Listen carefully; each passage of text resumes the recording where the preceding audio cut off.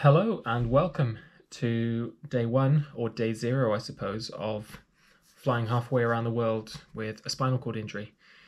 And now the purpose of this video is to really show that this is possible and how we mitigated the risks and got over the inevitable stumbling blocks that you just will unfortunately encounter if you're traveling with a wheelchair or probably any sort of disability. We've packed a hell of a lot of stuff over the past 2 days. I've had some issues with pressure that I've been trying to kind of mitigate by being just off my bum for as long as possible. But we're leaving for the airport this afternoon and flight is early tomorrow. The first leg is 7 hours to Doha in Qatar, and then the second leg is 18 hours and 40 minutes from Doha to Auckland in New Zealand. And that's the leg I'm really kind of focusing on, because 7 hours is quite a long time, fair enough, but 18 hours 40 is a really long time. And the main concern, I think, for anyone who doesn't have sensation is pressure issues, and that's certainly one of my biggest concerns and something I'll try and combat. Another concern is just spasticity. Many people with spinal cord injury have a flaccid paralysis, which means they don't have any kind of muscle tone below the level of the injury, but others will have a spastic paralysis, or a paralysis with spasms or high tone. That's the kind that I am blessed with, and it means that sometimes my legs and abdomen, so anywhere below the injury, will contract quite rhythmically, and the muscles tend to get tighter and more irritable the longer I am sat in the chair.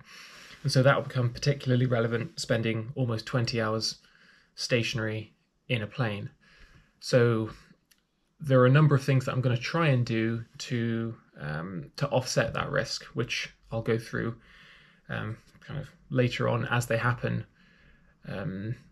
So yeah, wish us luck. It's been a long time coming and a lot of planning for this, so hopefully it goes to plan. But the take home really is that these sorts of journeys are possible for wheelchair users or those with spinal cord injury.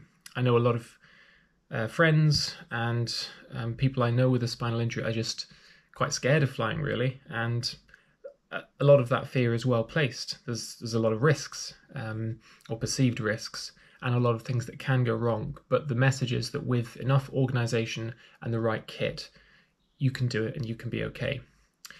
So, with that being said, I will sign off for now, and we'll hopefully get to New Zealand in one piece. Okay, we finally got everything loaded in the car, we think. It's just started to rain. Yay! And Happy holidays. en route to Edinburgh for the outbound leg to Oh my god. Doha.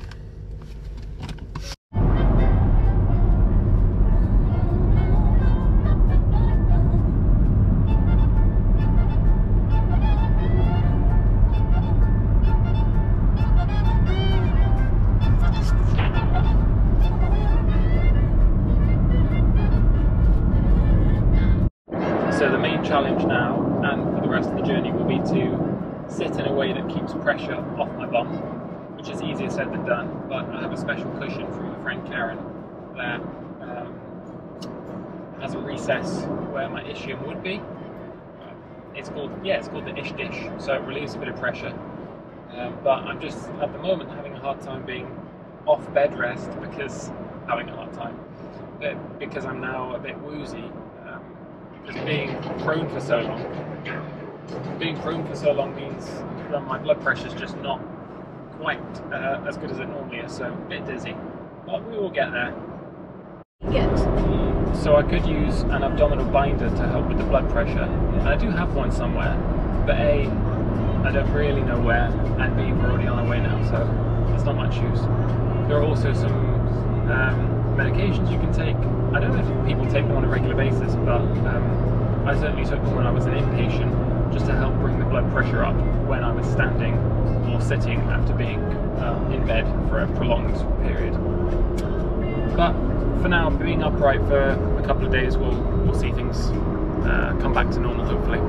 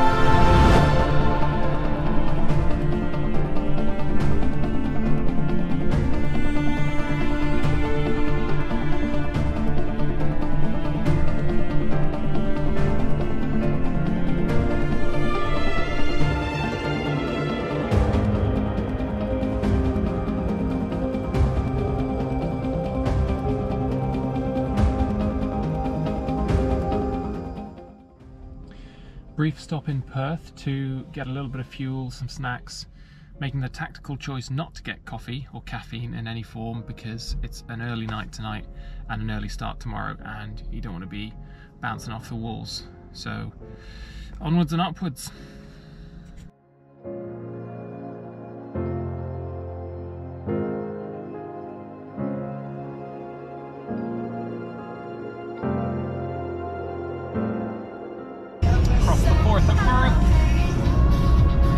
That will be not Cromarty, what's it called?